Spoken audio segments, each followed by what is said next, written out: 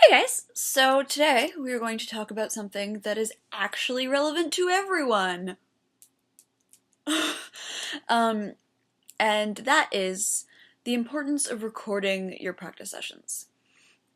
I know that seems kind of weird, especially when you're younger and you're just starting out and you're not super serious.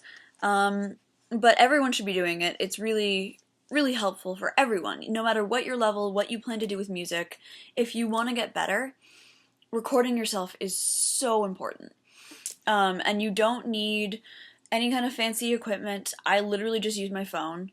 Though I have a mic and stuff like that if I want to do better recordings. But you can just record a video on your phone or just an audio on your use audio recording on your phone and just get an idea of what you sound like. Why should you do that? Like, why is this important?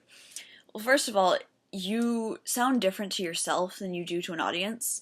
And even with a not so great mic, you get a better idea of how your sound is projecting, how it comes across, what colors you're actually getting, whether you're getting all of the things that you want to do, whether your dynamics are big enough, things like that. There's obviously some room for error, especially if you use a phone mic, but quite honestly, nowadays phone mics are pretty good.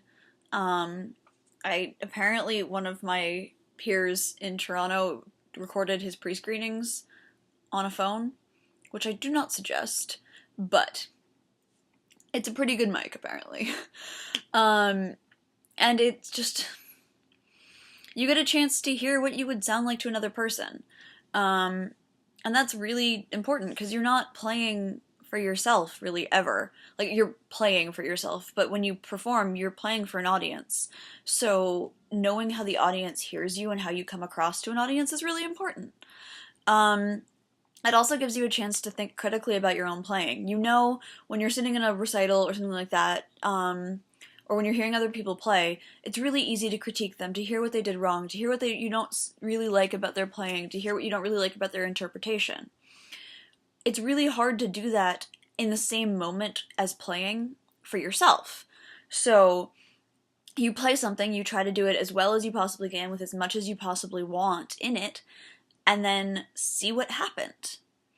See what didn't work. And then go back, fix that, try it again, see if it did help. If it didn't, then reevaluate, try to do it again. Like, it keeps you honest. You actually have to do the things that you're trying to do because suddenly you're hearing when they don't work. And that's really important. Practicing is only as good, it's only as effective as you can make it.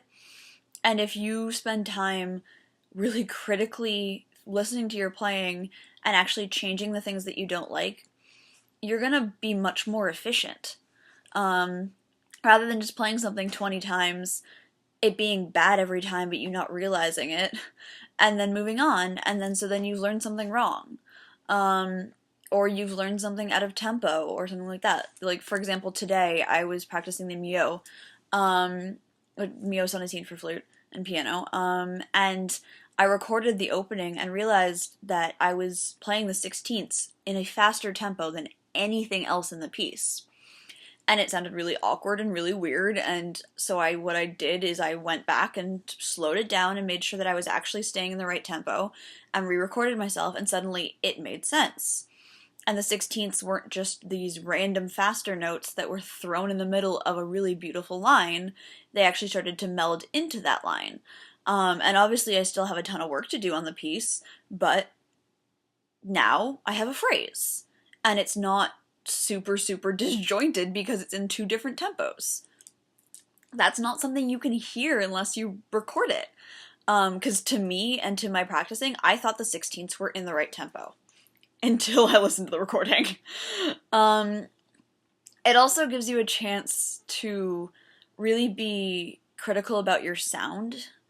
Again, you're not going to get all of the intricacies of your sound with a phone mic or with a not so great mic, but you still will hear color, and you'll hear timbre, and you'll hear whether your vibrato is appropriate for this time, for the style or whatever you're doing. And then you can actually figure out, okay, I'm not vibrating on this note and that makes it stand out weird, or okay, that vibrato's too heavy there, it needs to be a lighter, thinner one, or that color isn't working, it's too dark, it needs to be a sweeter color. It gives you a chance to evaluate timbral choices without having to hopefully remember what you did.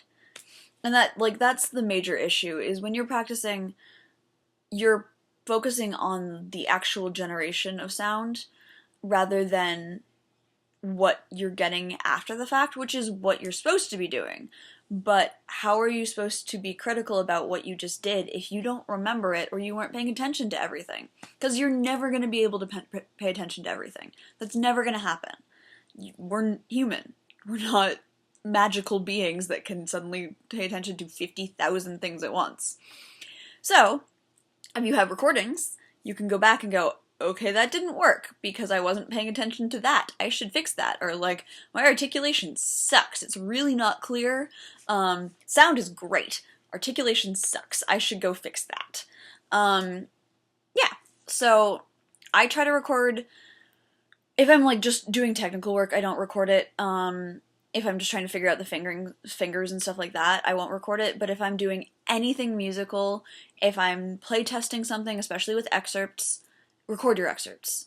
It's super helpful. Anything where I'm trying to put multiple things together, I'm gonna record it, and I don't keep them on my phone for very long. I just record it, listen to it back a couple times, and then delete it and do it again. Sometimes I'll post them to Tumblr to keep myself honest, which obviously if you're not comfortable with that, that's not something you have to do. It's a nice thing, actually, because you get feedback, and you really have to think critically about whether you want to post it on the internet, whether you think it's good enough. So that's nice.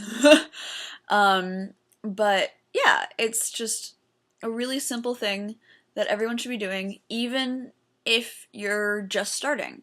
It's actually really great if you're just starting, because you can hear what you sound like, and hear the things that you actually do well and the things that you need to work on. But it also is a nice confidence boost if you're listening to something and you're like, hey, I did a really good job there.